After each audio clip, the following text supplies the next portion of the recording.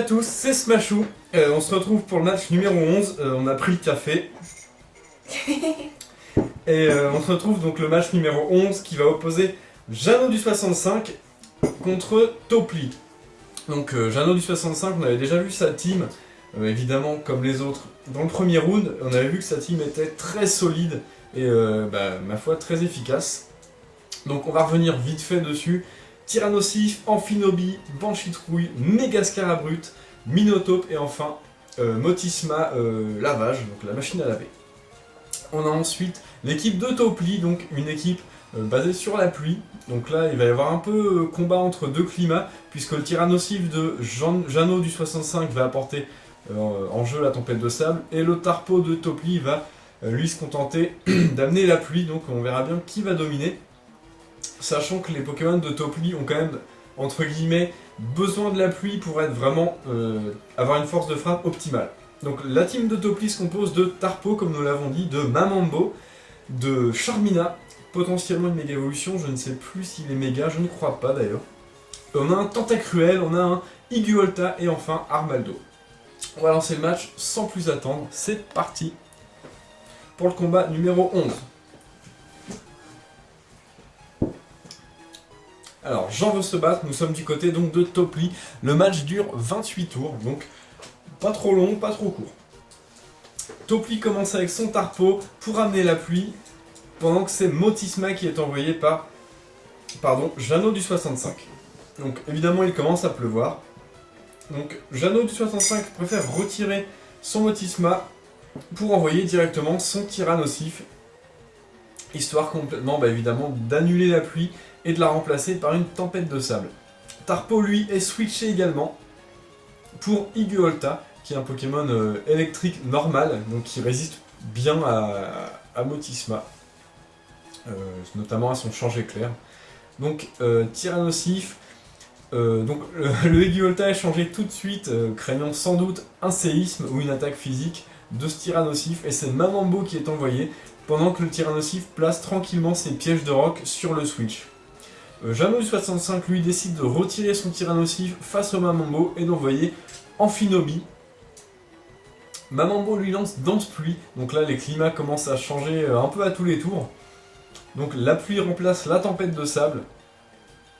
Mamambo est retiré par Topli et Iguolta fait à nouveau son entrée.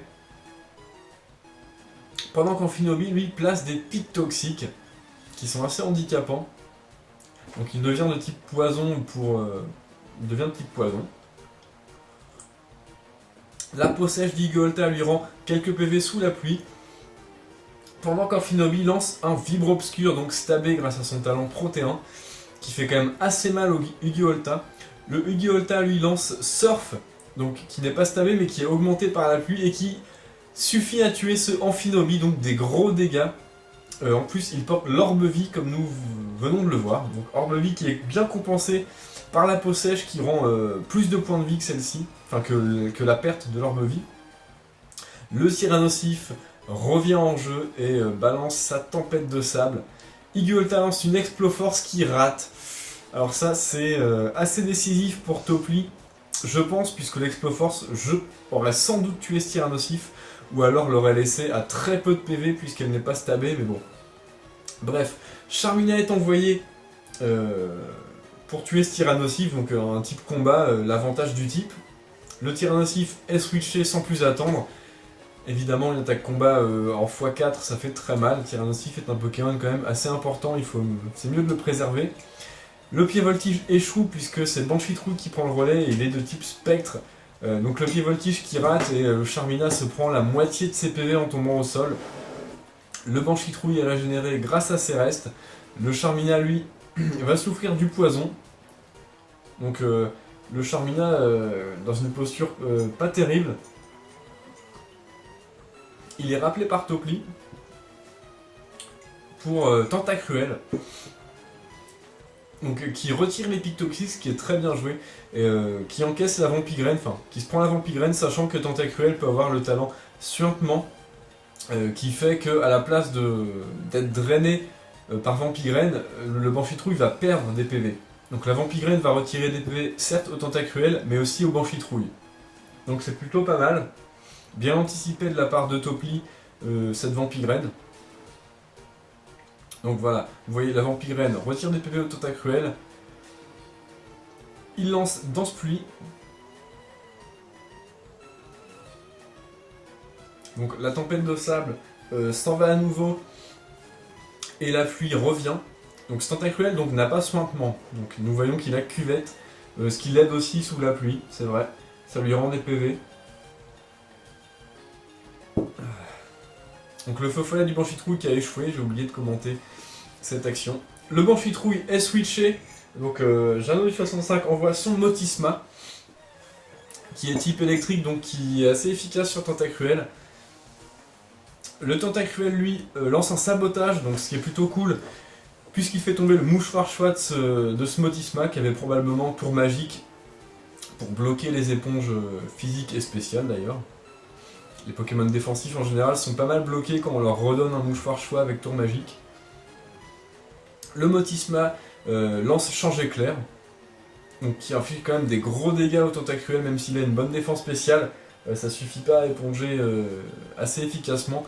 Et Tyrannosif refait son entrée en jeu et évidemment invoque à nouveau sa tempête de sable. Pendant que le Tentacruel lui lance une tour rapide qui retire la Vampigraine d'une part et aussi les pièges de roc. Donc c'est plutôt cool.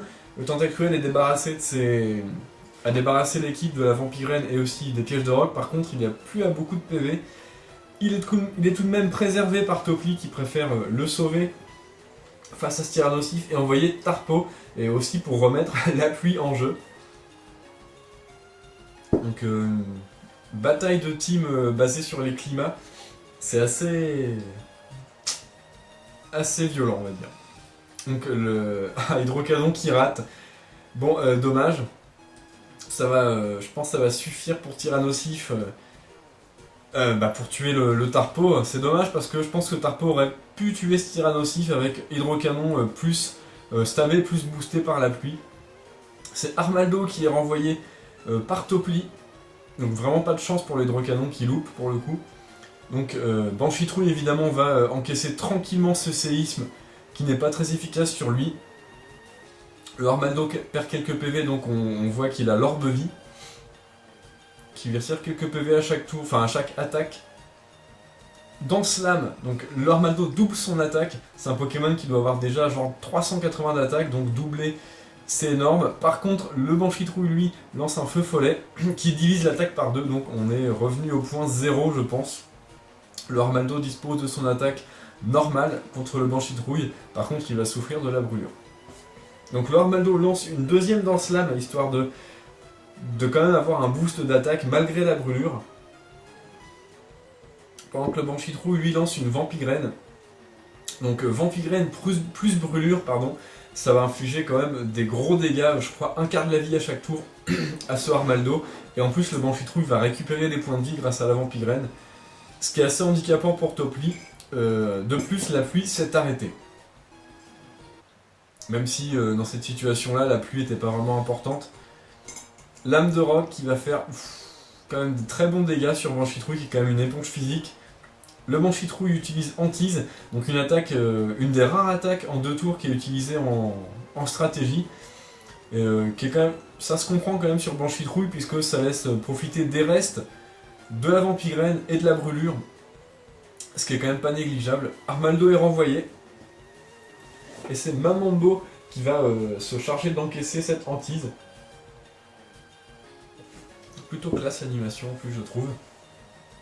Donc le Banchitrouille récupère grâce à ses restes, il a infligé quelques dégâts assez faibles au Mamambo. Ce même Mamambo qui va relancer la pluie avec Danse Pluie. Donc décidément, il pleut. Donc Vampigraine de la part du Banchitrouille. Évidemment, Mamambo est un Pokémon qui a beaucoup de PV, 534 PV maximum au niveau 100, c'est énorme.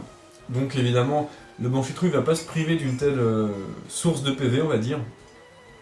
Et je pense qu'il va récupérer beaucoup. Ça donne beaucoup. Banchitrouille qui lance Abri, D'une part, ça lui fait profiter de la Vampigraine, de ses restes, et en plus, ça fait toujours un tour de pluie de moins. Donc c'est plutôt bon à prendre. La Vampigraine qui retire quand même beaucoup, je trouve. Le Banchitrouille est retourné à full vie. Le Mamambo lance ébullition, donc ça va pas infliger grand chose puisque c'est pas très efficace. Coup critique, plus brûlure. Assez chanceux pour le coup. Donc Banchitrouille lui lance Hantise.